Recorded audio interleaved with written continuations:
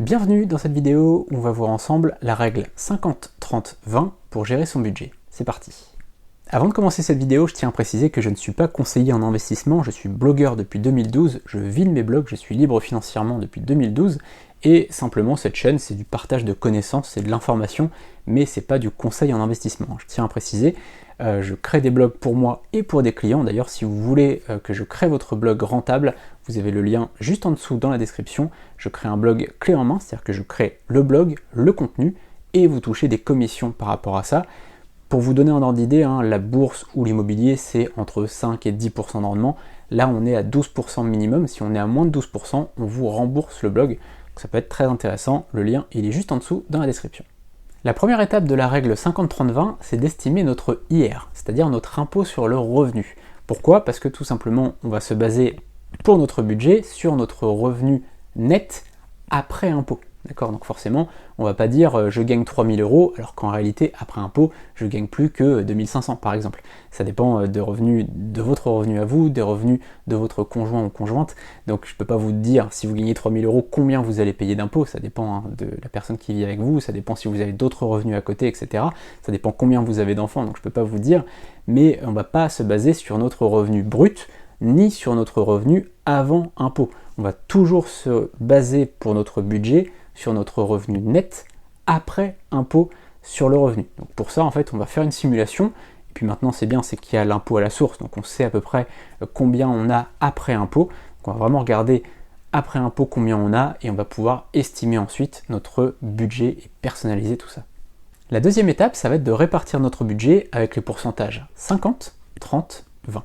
50% c'est pour vos dépenses obligatoires, le loyer, l'alimentation, les factures donc de gaz, d'électricité, d'eau, d'internet, de téléphone et tout ce qui est assurance et mutuelle. D'accord ? Donc c'est tout ce qui est dépenses obligatoires. Ensuite, on a 30% pour les loisirs, donc restaurants, sorties, donc concerts, bowling, etc.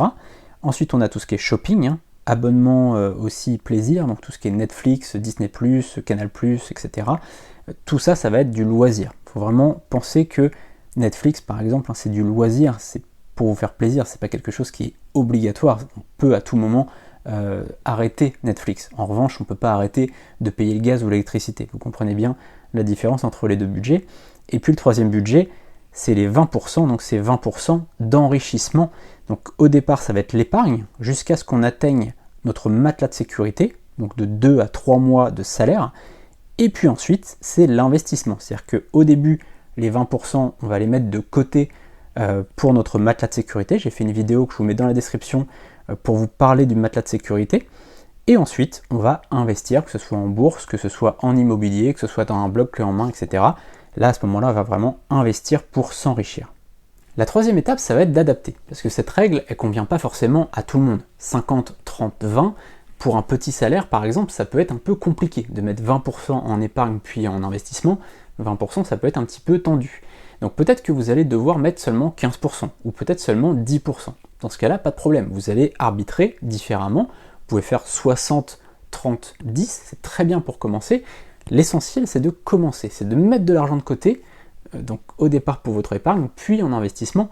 Mais peu importe le budget, peu importe le pourcentage, on s'en fiche. L'essentiel, c'est dans un premier temps de vous sécuriser financièrement, donc d'avoir un matelas de sécurité, puis d'investir pour votre liberté financière. Mais donc, on s'en fiche, même si c'est 5% de votre salaire, c'est pas grave. L'essentiel, c'est que vous puissiez mettre de côté, puis investir une fois que vous avez votre matelas de sécurité. Donc 50, 30, 20, c'est très bien si vous avez un salaire qui est possible, qui correspond à ça, mais si vous avez un plus petit salaire, c'est absolument pas grave de mettre moins de 20%.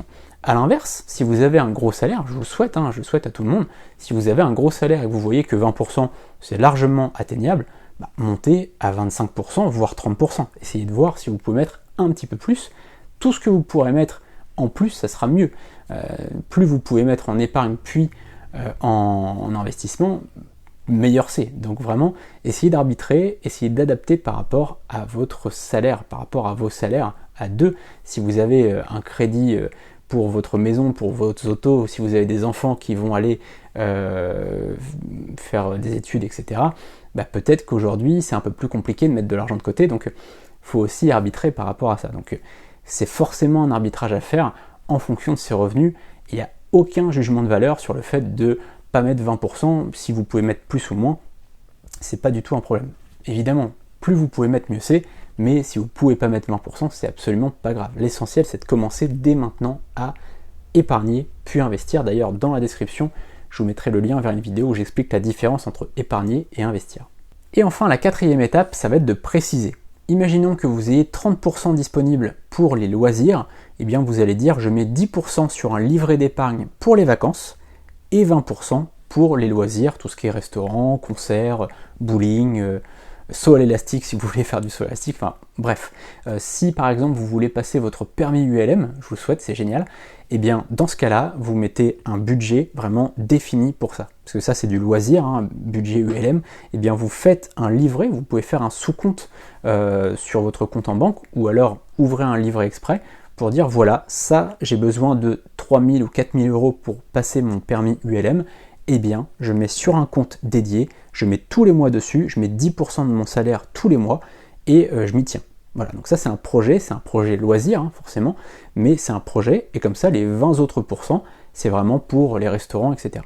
Vous pouvez en fait arbitrer comme ça et le mieux c'est de préciser, d'être quand même le plus précis possible, sans être bête évidemment, mais ce qui est bien c'est de dire voilà, si par exemple je mets 10% de mes revenus en vacances, au moins quand vous êtes à la fin de l'année, enfin à la fin de l'année scolaire on va dire, vous arrivez en juin, vous savez que vous avez votre budget pour vos vacances, alors peut-être que vous aurez déjà pioché dedans pour réserver pour vos vacances, mais il vous restera un budget et vous vous direz voilà, je sais que pendant les vacances je pourrais utiliser tel argent pour ces vacances, pour faire des visites, pour faire des sorties, etc. pendant les vacances. C'est quand même bien d'avoir la chose la plus précise possible, mais comme je dis, il ne faut pas être bête, c'est-à-dire que si par exemple, même pour votre budget de dépenses, vous dites il y a tant pour les courses et tant pour, je sais pas, l'inscription au club de sport, par exemple, si vous avez vraiment besoin de vous inscrire au sport, par exemple pour les enfants, pour moi ça, le sport pour les enfants, ça fait partie des 50%, non pas des 30% du budget loisir, mais pour moi, le sport pour les enfants, ça fait partie du budget obligatoire. C'est quelque chose qui est tellement important de faire du sport pour les enfants que ça fait partie des 50%. Donc, dans ce cas-là, dites-vous un peu si vous savez que vous avez besoin de temps et besoin de temps, mais il faut cloisonner, mais sans trop cloisonner. Je vois des gens qui sont beaucoup trop cloisonnés et qui du coup vont faire parfois des arbitrages, dire ah non, je peux plus m'acheter de nourriture pour le mois parce que j'ai telle dépense. Non, faut pas non plus être bête et discipliné. Il faut essayer de cloisonner au maximum, mais il faut pas non plus être bête et discipliné. Il faut juste avoir suffisamment de souplesse, mais en ayant quand même des règles assez fermes pour avoir un budget qui est équilibré. J'espère que cette vidéo vous a plu et surtout vous sera utile pour votre avenir. C'est très important d'avoir un matelas de sécurité et d'investir. Et d'ailleurs, comme je vous le disais, si vous voulez investir dans un blog clé en main, le lien est dans la description et vous pourrez vous abonner pour retrouver toutes les prochaines vidéos. Vous pouvez cliquer sur la cloche pour être prévenu à chaque fois qu'il y a une nouvelle vidéo qui sort. A très bientôt, salut!